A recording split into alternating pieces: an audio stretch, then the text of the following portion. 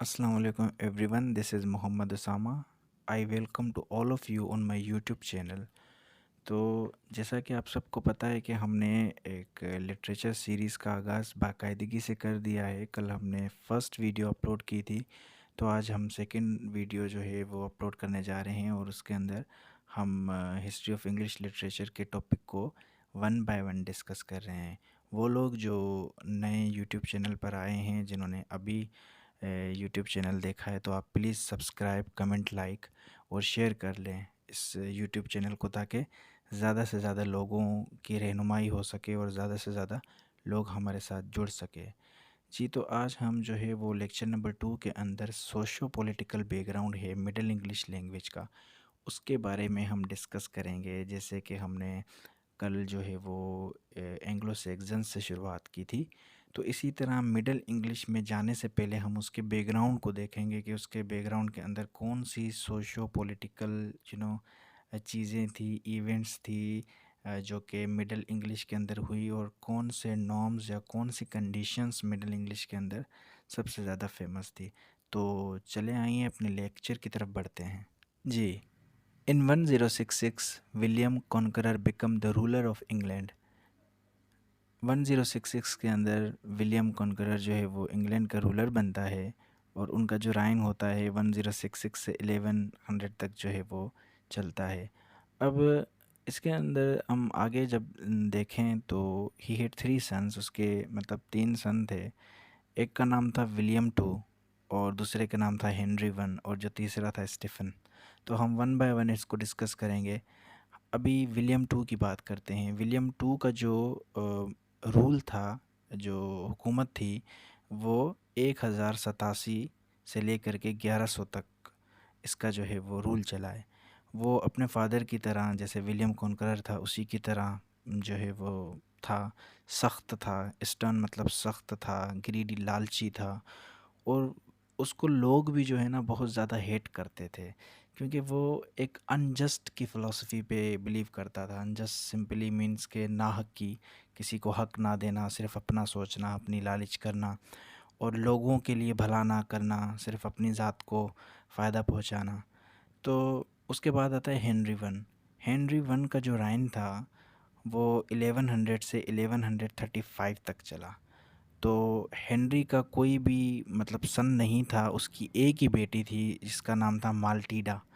तो इसी वजह से जो थ्रोन था, बजाय उसकी बेटी के, उसके भाई स्टीफन को दे दिया। क्यों? क्योंकि जाहिर सी बात है कि बेटी को तो थ्रोन दिया ही नहीं जाता, अगर कोई बेटा होता तो थ्रोन दे दिया जाता।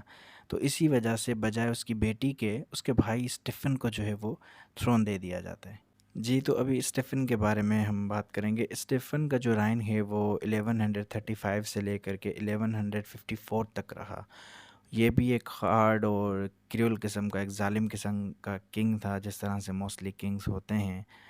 ही present his elder brother Robert. अब वो क्यों इतना क्रूअल था, उसका एक रीज़न ये भी है कि उसका एक भाई था, एल्डर ब्रदर था उसका, जिसका नाम रॉबर्ट था, और वो नॉर्मंडी का ड्यूक था। ड्यूक मतलब एक लीडर था या एक चीफ था, जैसे बड़े लीडर्स होते हैं जो सरबराही करते हैं। तो अपने भाई रॉबर्ट को, जो ड्यूक ऑफ नॉर्मंडी होता है, उसको जो है वो प्रिजन कर लेता है, कैद कर लेता है उम्र भर के लिए उस जेल के अंदर। तो one of the worst reign in the history of English. तो इंग्लिश हिस्ट्री के अंदर ये सबसे बुरे से बुरा जो है वो एक दौर या एरा गुजरा है स्टीफन का। After the rule of Stephen, माल्टा's son Henry two came in succession and rule from 1154 to 1187। Stephen के रूल के बाद माल्टा का जो है वो बेटा आता है हेनरी टू, सक्सेशन में, थ्रोन में, और जो है वो रूल करता है 1154 से 1187 तक। जी, स्टीफन का जो टाइम है वो इसलिए भी इम्पोर्टेंट कंसिडर किया जाता है क्योंकि इसके अंदर एक one of the worst event जो है वो होता है। बेसिकली होता ये कि थॉमस बेकेट नाम का एक आर्क बिशप होता है कैंटरबरी टेल का, मतलब जैसे चर्च के पादरी होते हैं ना, तो पादरी होता है, हेड होता है, उसको जो है वो मर्डर करवा देता है। कौन? स्टीफन।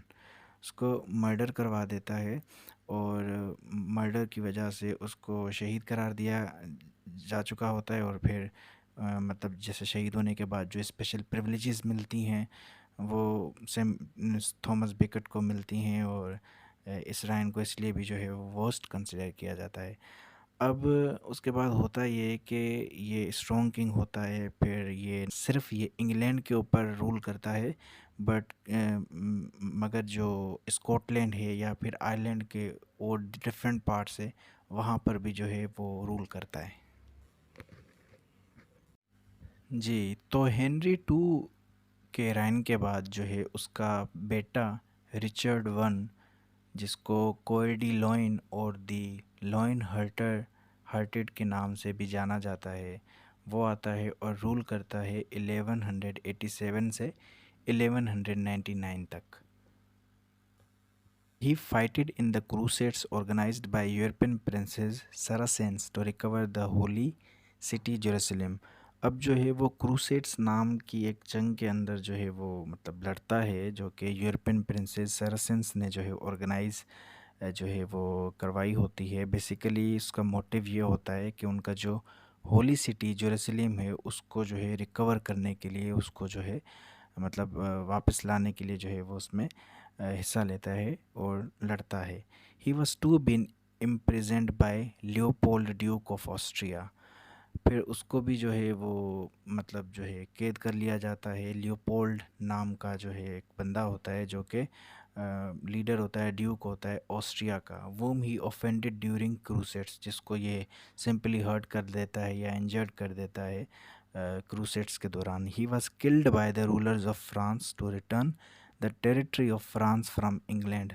तो अभी इसको भी जो है वो मार दिया जाता है। वो बेसिकली मार दिया इसलिए जाता है क्योंकि जो फ्रांस के रूलर्स होते हैं वो मतलब क्या करते हैं, वो ये सोचते हैं कि उनकी मतलब कंट्री की जो टेरिटरी है उसका आधा हिस्सा जो है वो सिंपली इंग्लैंड में चला गया है, तो फिर उसको रिकवर करने के लिए, उसको रिटर्न बैक करने के लिए वो क्या करते हैं, उसको मार देते हैं। After Richard one his brother king John came in succession. Richard one के बाद उसका भाई जॉन जो है वो सक्सेशन में या रूल में आता है। He ruled from 1199 to 1216। 1199 से 1216 तक रूल करता है। He was indolent, weak and treacherous. वो लेज़ी होता है, कमज़ोर होता है और गद्दार होता है। He murdered his little nephew, a deed which horrified the country. एक ऐसा अमल जो कि इंग्लैंड के लोगों का दिल दहला देता है, वो ये होता है कि वो अपने नेफ्यू को जो है वो मर्डर करवा देता है।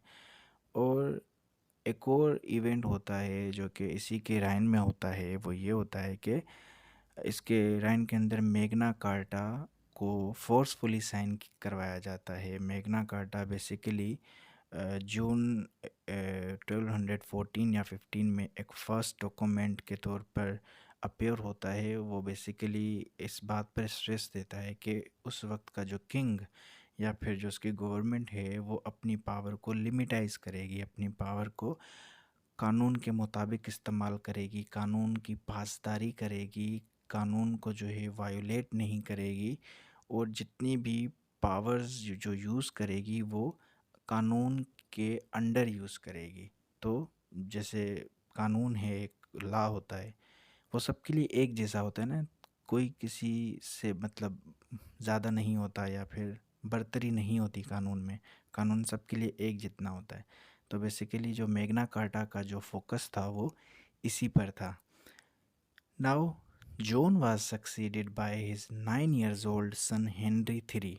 जॉन को उसका बेटा हेनरी थ्री रिप्लेस कर देता है, और he proved himself a foolish, bad and callous as John was.